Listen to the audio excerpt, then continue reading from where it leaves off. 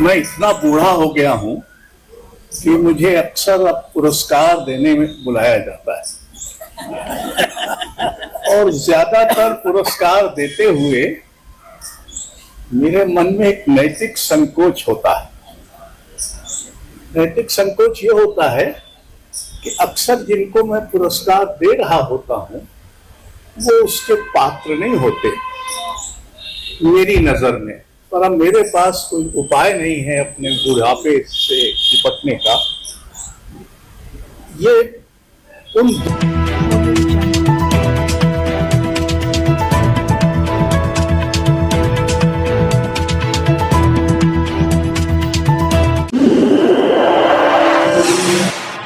दुर्लभ अवसरों में से है जब मैं सम्मान देते हुए स्वयं आश्वस्त और नैतिक रूप से बहुत संतुष्ट अनुभव कर रहा हूं कि मैंने दीनदयाल ये सम्मान दिया। दूसरी बात यह है कि हम में से बहुत लोग वैसे तो जानते थे कि मानवाधिकार नाम की कोई चीज है, लेकिन उसका कोई विशेष बोध नहीं था। ये तो पीयूसीएल की वजह से ये बोध जागना शुरू हुआ और मानवाधिकार के क्षेत्र में उन्होंने जो लड़ाई लड़ी है वो बहुत लंबी है। और तीसरी बात ये कि मैंने भी रजनी तिलक के बारे में मोटी मोटी बातें सुन रखी थी। आज पता चला कि कितने क्षेत्रों में ये दलित स्त्री इतने क्षेत्रों में इतनी शिद्दत इतने पैशन के साथ सक्रिय थी। हमारा समय बहुत बुरा है। इससे बुरा समय मैंने अपने 86 बरस के वक्फे में कभी नहीं देखा। थोड़ा बहुत था, शाम है, आखिर शाम ही तो है, और ये ससरी शाम ऐसी है कि 13-14 बरस हो गए हैं और इसकी सुबह होने को नहीं आती। कैसी शाम है। तो हमारा वक्त जो है वो बहुत ही अंधेरा वक्त है, एक बात। और ये बहुत डरावना वक्त है।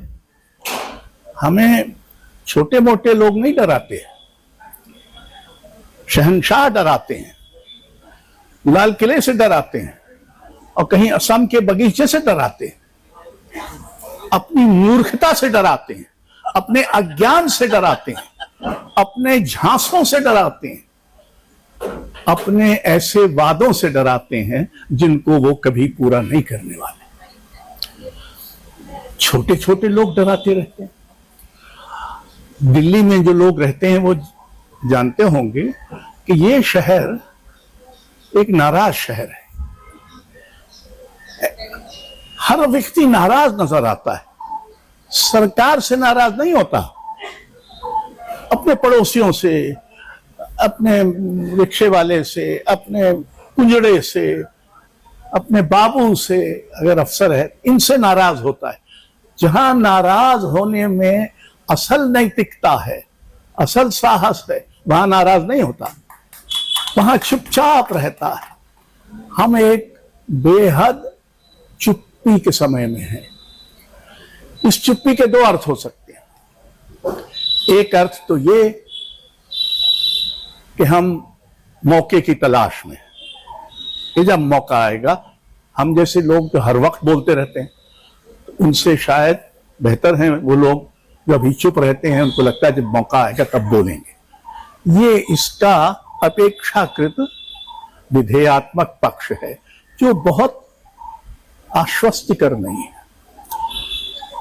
दूसरा चुप्पी का कारण यह है कि हम कायर हैं, हम डरे हुए लोग हैं।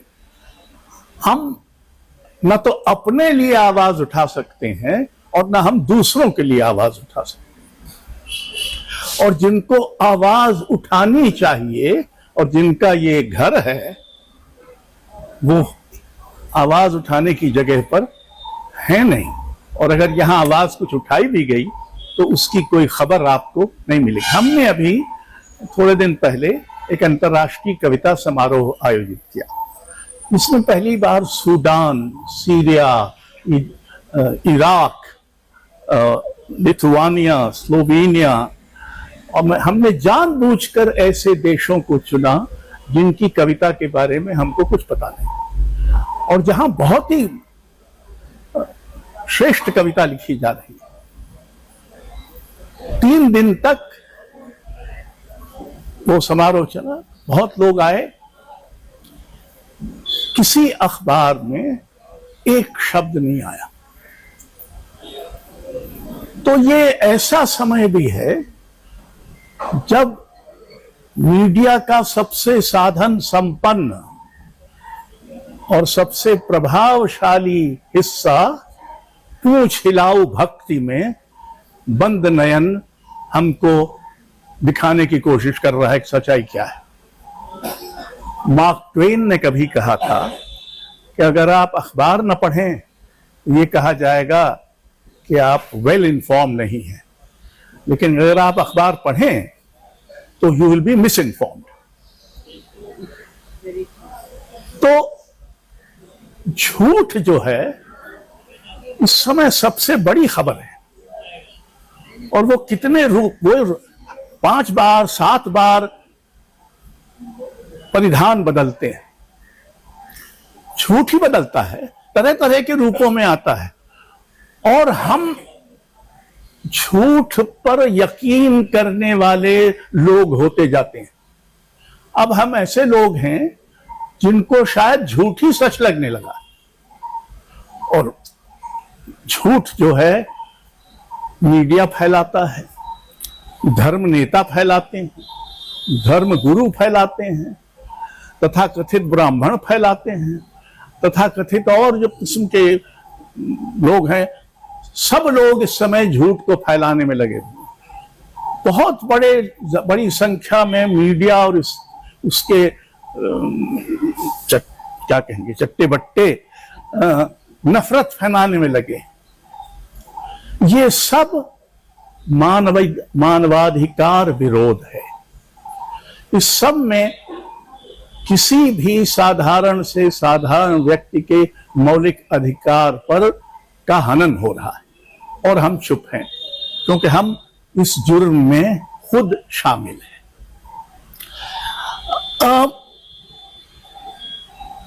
पहले तो लोकतंत्र हर नागरिक को राजनीतिक बना देता है, क्योंकि आपके सामने आप वोट का अधिकार होता है तो जाहिर है कि आप एक राजनीतिक चुनाव करते हैं। तो लोकतंत्र में अराजनैतिक होना संभव नहीं, क्योंकि लोकतंत्र तो हर नागरिक को राजनीतिक बनाता है। लेकिन राजनीति को और सत्ता को अपनी मर्यादा में रखने का प्रबंध भी लोकतंत्र ही करता है। और जितने इस तरह के अधिकरण हैं, जिनमें अदालतें शामिल हैं, जिनमें चुनाव आयोग शामिल है, इस समय सबकी निष्ठा शक के घेरे में है। खुल्लम खुल्ला कहा जा रहा है कि आप लोगों को उनके वोट से वंचित करने का एक सुनियोजित अभियान चला रहे हैं। चला कौन रहा है? चुनाव आयोग।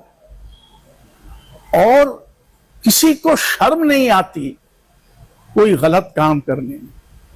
हम लोग उस जमाने में पैदा हुए कि चोरी करते थे। मैं किताबें खरीदने के लिए अपने नाना की जेब से 10 रुपए निकाल लेता था। धीरे धीरे उनको पता चला, वो जब लौटते थे और उनका काला कोट होता था तो वो अलग से 10 रुपए रखे थे, रख देते थे ताकि मैं सीधे निकाल लूं और बाकी जो पैसा है उसको गड़बड़ न करूं। लेकिन शर्म भी आती। अब चोरी करने से किसी को शर्म नहीं आती, भ्रष्टाचार करने से अधिकारियों को शर्म नहीं आती, संकोच नहीं होता। 5 लोगों को, निरपराध लोगों को जमा करके कहिए कि श्री राम कहिए, अगर ना कहे तो उसको मार दो। ये नई बहादुरी है। किसी को शर्म नहीं आती। संविधान को हर दिन क्षत विक्षत करने से किसी को शर्म नहीं आती, कोई संकोच नहीं होता। और संविधान का पालन करना। अभी एक मुख्यमंत्री ने, जहां चुनाव हो रहे हैं, उसने दिन दहाड़े कहा कि अगर कोई स्कूटर ड्राइवर मुसलमान हो और किराया 5 रुपए बने तो तुम उसको 4 रुपए देना। ये मुख्यमंत्री कह रहा है। और जब ये मामला सुप्रीम कोर्ट गया तो माननीय सर्वोच्च न्यायालय ने कहा, और क्या अद्भुत वचन कहे, कि सर्वोच्च न्यायालय को राजनीति का अखाड़ा मत बनाइए। ये सर्वोच्च न्यायालय ने टिप्पणी की है, तो अब बचा कहां? इतना बड़ा युद्ध हो रहा है एक देश के, और उस देश का, ईरान का, भारत से बहुत गहरा संबंध है। वो सिर्फ राजनयिक संबंध नहीं है। भारतीय सभ्यता में, भारतीय संस्कृति में, भारतीय कला और चिंतन परंपरा में ईरान का बहुत योगदान है। ख्याल गायकी, नाम ही ख्याल कहां से आई? उसके बहुत सारे तत्व ईरान से आए हुए। मिनिएचर कला, जो भारत की अजंता के बाद एकमात्र विश्व प्रतिष्ठित कला है, वो सब ईरान से हमने सीखी। बर्फी, समोसा, ये सब ईरान से आए। फारसी में 19वीं शताब्दी में भारत में 2000 से अधिक पुस्तकें प्रकाशित हुई। यहाँ एक ईरान का कल्चरल सेंटर है, तो कोई 20-25 साल पहले मुझे उनके पुस्तकालय का उद्घाटन करने बुलाया। तो मैंने कुछ उनसे कहा कि भाई कुछ सूचना दीजिए, हम जानते नहीं है ज्यादा। तो पता चला, पहला तो ये कि उस पुस्तकालय का नाम नवल किशोर पुस्तकालय, पब्लिशर थे नवल किशोर लखनऊ में, और ज्यादातर फारसी की किताबें वहीं से प्रकाशित हुई थी। चलते चलते याद आ गया है तो ये भी बता दूं कि जिन उपनिषद, अच्छा ये बड़ा दिलचस्प है कि हम असल में एक बहुत विचारधारात्मक समय में हैं। हिंदुत्व नाम की एक राजनीतिक विचारधारा अब हम पर थोपी जा रही है, उसका धर्म से कोई संबंध नहीं। हिंदुत्व हिंदू धर्म का लगभग विरोधी ही कहा जा सकता है। अगर वो न भी हो इतना विरोधी, तब भी उसमें हिंदू धर्म के चिंतन का या अध्यात्म का एक हिस्सा भी नहीं है। आखिर ये अकारण तो नहीं है कि हिंदुत्व के जो बड़े प्रतिपादक हैं, उसके जो नेता हैं, जो उसके प्रचारक हैं, वो हिंदू धर्म के किसी संस्थापक ग्रंथ का उल्लेख नहीं करते। वो गीता का उल्लेख नहीं करेंगे, वो उपनिषद का उल्लेख नहीं करेंगे, महाभारत के प्रसंग का उल्लेख करेंगे, लेकिन महाभारत में जो कहा गया है उसका उल्लेख नहीं करेंगे। महाभारत के वन पर्व में ये प्रश्न पूछा जाता है कि हमको किस धर्म का पालन करना चाहिए, तो उत्तर है व्यास का कि उसी धर्म का पालन करना चाहिए जिस धर्म का किसी दूसरे धर्म से विरोध ना हो। भीष्म पितामह शरशैया पर लेटे हुए हैं, वहां दोनों जाते हैं, युधिष्ठिर और दुर्योधन, और जाके पूछते हैं कि राजधर्म क्या है। तो भीष्म पितामह कहते हैं राजा का कर्तव्य है कि वो राजकाज में मूर्खों, लालचियों और लफंगों को शामिल न करे। और फिर कहते हैं कि राजा का कर्तव्य है कि वो जनता को, अपनी प्रजा को, जनता शब्द उस समय नहीं था, प्रजा को हर प्रकार के भय से मुक्त रखे। यहां हमारा राजा और उसके सिपह सालार और उसके सरदार हम तो रोज ही डराते रहते, वो तो हम जैसे कुछ अकड़बाज अभी भी बचे हुए हैं जो ऐसी आसानी से डरते नहीं हैं।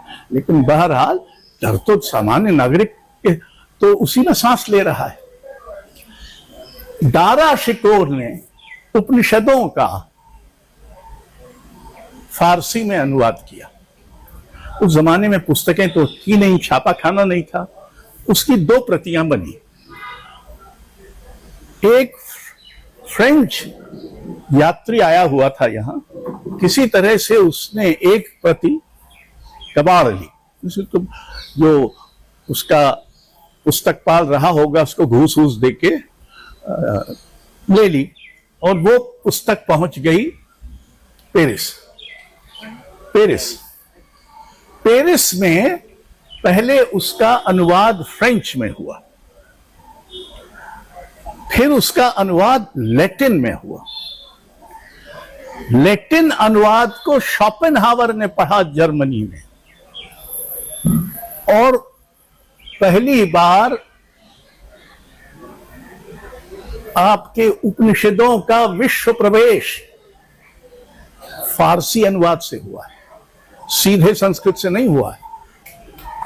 ये सब किसको, क्योंकि हम अज्ञान के भूगोल में फंस गए हैं, जहां जो जितना कम जानता है उतना ही ज्यादा ज्ञान बघाड़ता है।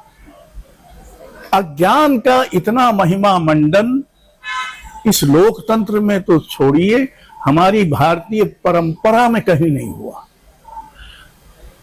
और आजकल अज्ञान को ऐसे आपके सामने पेश किया जा रहा है, चाहे वो इतिहास का ज्ञान हो, चाहे फलाने का दिखाने का, जैसे वही एक नया ज्ञान है जो एक नॉन बायोलॉजिकल कैरेक्टर ने पता नहीं किस चमत्कार से इस पुण्य भूमि भारत को प्रदान किया है। एक बात मैं ये भी कहना चाहता हूं कि धर्मों से हमारा संवाद जो बंद हुआ वो घातक हुआ। हम धर्मों को सिर्फ धर्म नेताओं पर नहीं छोड़ सकते। आज जो धर्म नेता हैं, एक ही धर्म है सिख धर्म, जिसने अपने मूल उद्देश्य से कोई डिगने की हरकत नहीं की, बल्कि सब संकट पड़ा, 1 करोड़ से ज्यादा लोग एक अचानक लादे गए लॉकडाउन में पैदल जा रहे थे अपने गांव घरों की ओर। इतने सारे मंदिर थे उनके रास्ते पर, किसी मंदिर ने उनको जगह नहीं दी, उनके लिए कोई भंडारा नहीं किया, सिर्फ गुरुद्वारों ने किया। कुछ मस्जिदों में भी किया, गुरुद्वारों ने किया। वहां मैं जहां हमारा दफ्तर है रजा फाउंडेशन का, वहां ग्रीन पार्क का एक गुरुद्वारा है सड़क पर ही। उस दौरान वो अस्पताल में बदल गया था। वहां मुफ्त ऑक्सीजन के सिलेंडर रोगियों को दिए जा रहे थे। तो मित्रों, ये धर्म, हमारे इतने मंदिर हैं, उनके पास करोड़ों की संपत्तियां हैं, काहे के लिए है?